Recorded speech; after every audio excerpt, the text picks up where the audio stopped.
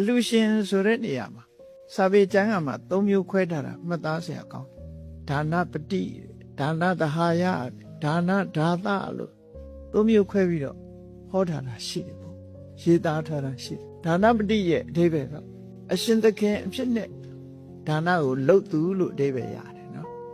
အလူရှင်လို့ပြန်တာတမန်လေးတွေပြန်တာအဓိပ္ပာယ်ကဒါနပတိဒါနကောင်းမှုပြုတဲ့အခါမှာအရှင်သခင်အနေနဲ့လှုပ်တယ်ဒါနသဟာယဆိုတာဒါနကောင်းမှုပြုတဲ့အချိန်မှာအပေါင်းအသင်တငယ်ချင်းအနေနဲ့ဓာတ်နုဆက်ဆံလုပ်တယ်လို့အဓိပ္ပာယ်ရတယ်ဒါနဒါသကြတော့ဒါနလုပ်တဲ့အခါမှာကျွန်စိတ်လို့အောက်တန်းကြတဲ့တဏှာရဲ့ခြေကျွံဖြစ်ပြီးတော့လုပ်တယ်လို့ဒီလိုအဓိပ္ပာယ်ရအဲ့တော့ပို့ပြီးထင်ရှားအောင်ပြောရမယ်ဆိုလို့ရှိရင်လောကလူတွေဟာစိတ်ကူးစိတ်တမ်းမျိုးမျိုးရှိတယ်ဒါနဒါသဆိုတာ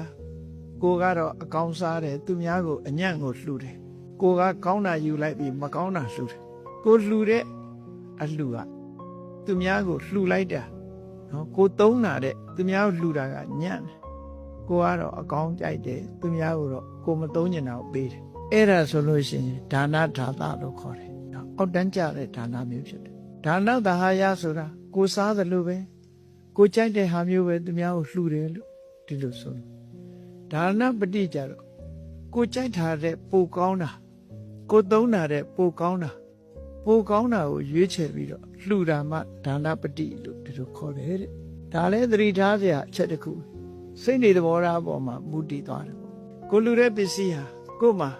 ကိုသုံးတာတဲ့ညံ့ပြီးတော့လှူတာရှိတယ်ကိုသုံးတာတဲ့ဓာတ်နုထားပြီးလှူတာရှိတယ်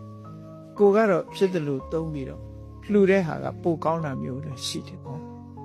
အဲ့တော့လှူတာပိုကောင်းတာကြတော့ဒါနပတိလို့ခေါ်တယ်